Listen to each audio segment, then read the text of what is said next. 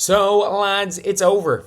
It's over. Apologies for being late to this video. I'm obviously been away the last couple of days, so I'm going to be late to a lot of things back home tomorrow or later today, and then just very, very busy till the Lynx game. So don't expect me to be late to a lot of things. That's all I'm going to say. Expect me to be late to quite a lot of things.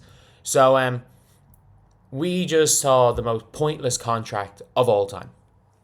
The most pointless 7-day of all time. Kyra Lambert. They didn't even give Kyra Lambert a page on the WNBA website. I'm not joking. Like, you type in WNBA.com and you look at the Fever's last game. Maybe they updated it because she actually saw the floor. Fever versus Connecticut. Kyra Lambert played a grand total of 4 seconds. She played 4 seconds. It would have been better off just to not play her. Oh, wait, it rounded up to 5. They didn't even give her a WNBA page. They did not even give her a WNBA loading page. What was the point? Like, what was the actual point? Who was Kyra Lambert? The Fever should just open tryouts at this point. I said it at the time. I'm like, what was the actual point of this? And then they go and waived her early. So she lasts from the 14th to the 18th. She lasts 4 days. She didn't even last the 7 days. They didn't even want to pay her for the last 3 days. They could have just paid her for the last 3 days. Like, there's no games in that spell. There's no games in the spell, and obviously my assumption is that they basically they signed her and they were able to get rid of her now because they're not playing in any games for 4 days. That's my assumption. My assumption is that the Indiana Fever have a big like spell, well, a big break, and that there's no point in keeping her under contract because they weren't going to re-sign her for a second 7 day. That's a fact. Across 2 games, she got less than 1 minute. She got 4 seconds. She got more than 4.5, but less than 5 seconds. In round with 5 minutes, around with 5 seconds. Wasn't going to work out. They used her in practice. She wasn't a good fit. On to the next. Don't see this correlates to Caitlin Clark's return. The Fever signing Kennedy Carter. She signed to Saudi Arabia. This has nothing to do with Caitlin Clark's return, by the way. This is it has very little to do with Caitlin Clark's return. But this was the most pointless signing ever. And I'm like, this was one of those ones where I'm just like, what was the actual point? What was the point? Like, it made no sense at the time. You play her for 4 seconds. Like, the team needed wing depth.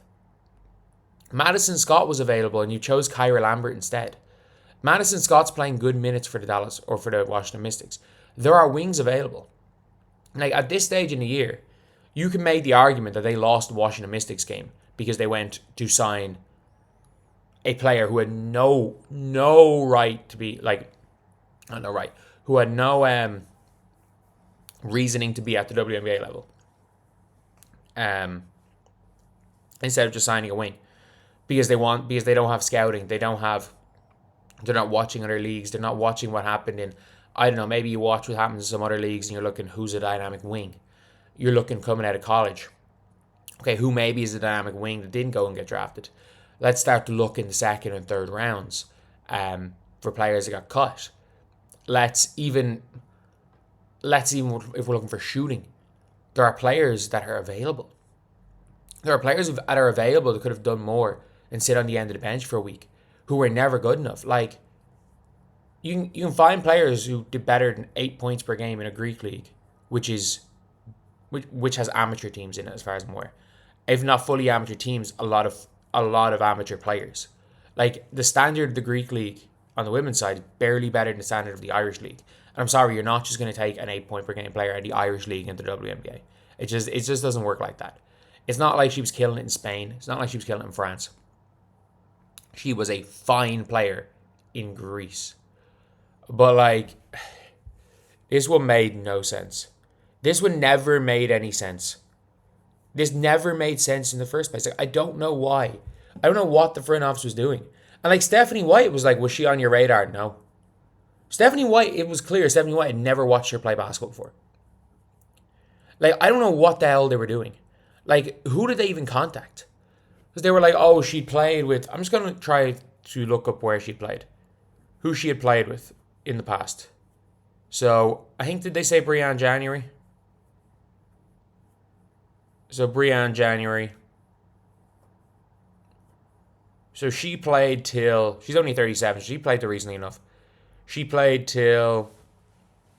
No. So there's no chance that they could have overlapped because while Lambert was in college... while Lambert was in college, she was stopped playing overseas. Like, I can't even find... Like, Kyra Lambert doesn't even have a Wikipedia page. She doesn't even have a Wikipedia page. Like, what are we doing? She doesn't even have a Wikipedia page. I know she played for Olympiacos. Like, the Indiana Fever, I kid you not, the Fever themselves didn't even get... In their Fever signed Kyra Lambert to a 7-day post, they didn't even get it correct. They put the wrong points per game average. They couldn't even find her points per game. They said she averaged 15.4 points per game. She averaged 8.2 points per game. They said she shot 42% from beyond the arc. She shot 20% from beyond the arc. They say she was named Euro Cup Guard of the Year. Yeah, like 2 years ago. Like, apparently all of that was this current season. It was 2 seasons ago. They picked random stats that we think were her Euro Cup stats for her team when she played in Latvia. But apparently, according to the Fever, they were her stats in the Greek A1. Like, they literally, the Fever didn't even know. The Fever themselves didn't even know her stats. Like, they couldn't find her stats. Like, what was this signing? What was this signing? Like, this is literally like going into a lucky dip and looking at all American players. You look at the top, like, 7 pro leagues, looking at all the American players, putting point guards in a hat and just doing a lucky dip and picking one out. Like, that honestly is what it seemed like. And again, nothing against Kyra Lambert. She's a legit pro. She's a legit pro. But, like, she was never going to play. She was never going to play. And we needed wing depth. And I think a major reason why Kyra Lambert is gone, if you guys don't know, a major reason why Kyra Lambert is gone right now, and they're cutting her early, is because they're probably signing a Sophie Cunningham replacement today. Like, that's the likely scenario, is that they're signing... A lot of people think it's because of Caitlin Clark. They're likely signing a Sophie Cunningham replacement today. And I understand with the way the hardships work, but I don't know exactly if they have to get rid of Kyra Lambert because she's not on a hardship. She's not on a hardship to bring in a hardship. I think they're going to be getting their Sophie Cunningham replacement in today, which is going to have to be a wing, and it's not going to be a great wing, but it can't be worse than Kyra Lambert. We can't just find a random wing who averaged 8 points per game in Greece. Like, I don't know. Off the top of my head, who could we sign? Breanna Maxwell or something, who the Sky had. Like, could be okay, I guess. I have no idea. I have absolutely no idea. But anyway, that's the video. I'll see you guys.